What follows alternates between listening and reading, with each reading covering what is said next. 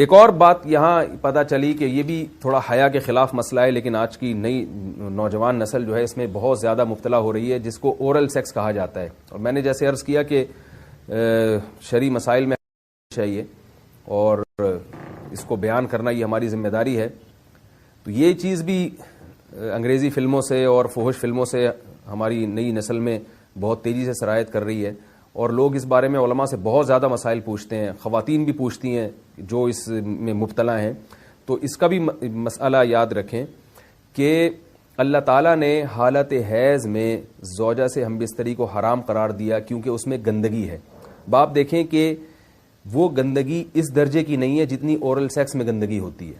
اگر اس میں ڈسچارج ہو جائے بندہ، انسان جو ہم بستری کرنے والا ہے زوجہ سے، وہ منہ میں ڈسچارج ہو جائے، تو آپ سوچیں کہ اللہ تعالیٰ شرمگاہ کو گندگی سے بچا رہے ہیں، جس کی وجہ سے حیض کی حالت میں ہم بستری کو حرام قرار دیا. تو منہ جس سے انسان کھانا کھاتا ہے، جس سے کلمہ پڑتا ہے، اور جو انسان کے جسم میں سب سے اشرف عضو ہے، سب سے زیادہ معزز اور مکرم عضو ہے، اس میں ایسی گندگی کو ڈالنا کہاں سے جائز ہو سکتا ہے، کہاں سے حلال ہو سکتا ہے؟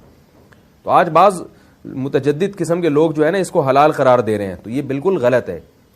تو یہ بات خوب ذہن میں رکھیں کہ اورل سیکس کے ذریعے اپنی خواہش کو پورا کرنا اس طور پر کہ ڈسچارج ہو جائے انسان عورت کے منہ میں، بیوی کے منہ میں، یہ بالکل حرام ہے، بالکل ناجائز ہے.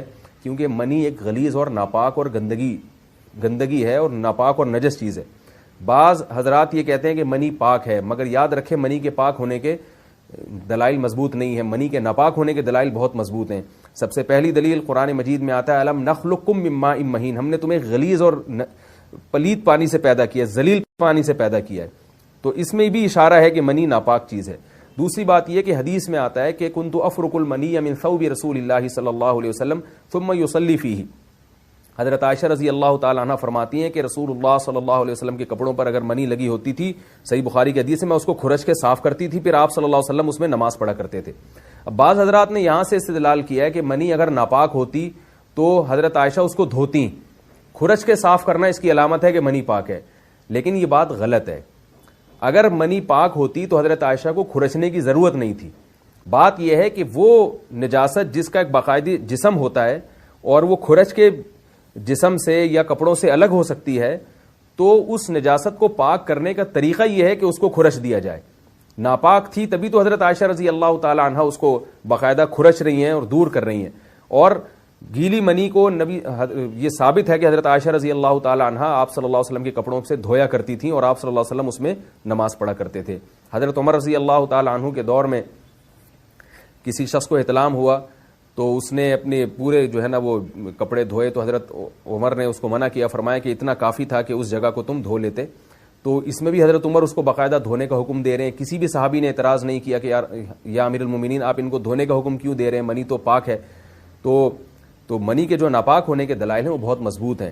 باقی اس کو جو کھرچنے کا حکم ہے وہ اس لیے کہ منی کے پاک جو اگر خشک ہو جائے تو وہ کھرچ کے بھی پاک ہو جاتی ہے، اس کو پھر دھونا ضروری نہیں ہوتا. اس کی مثال ایسے جیسے حدیث میں آتا ہے، صحابہ کرام فرماتے ہیں کہ ہمارے تلواروں میں دشمن کا خون لگا ہوتا تھا تو ہم اس کو زمین پہ اچھی طرح رگڑ کے اسی کو لٹکا کے نماز پڑھتے تھے. تو دیکھیں خون بھی ایسی چیز ہے کہ جو سوکھنے کے بعد اس کی ایک پاپڑی سی جم جاتی ہے. تو حالانکہ خون کو بھی ناپاک مانا جاتا ہے، جمہور علماء کے یہاں خون ناپاک چیز ہے، لیکن صحابی کیا کر رہے ہیں، اس کو رگڑ کے زمین پہ اور جو اس کو اچھی طرح رگڑ کے جب اس کا اثر زائل ہو گیا تو اسی کو لٹکا کے نماز پڑھ رہے ہیں.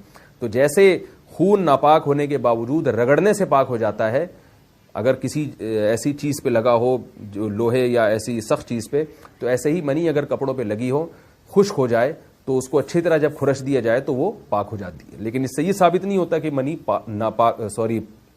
پہلے سے ہی پاک ہے.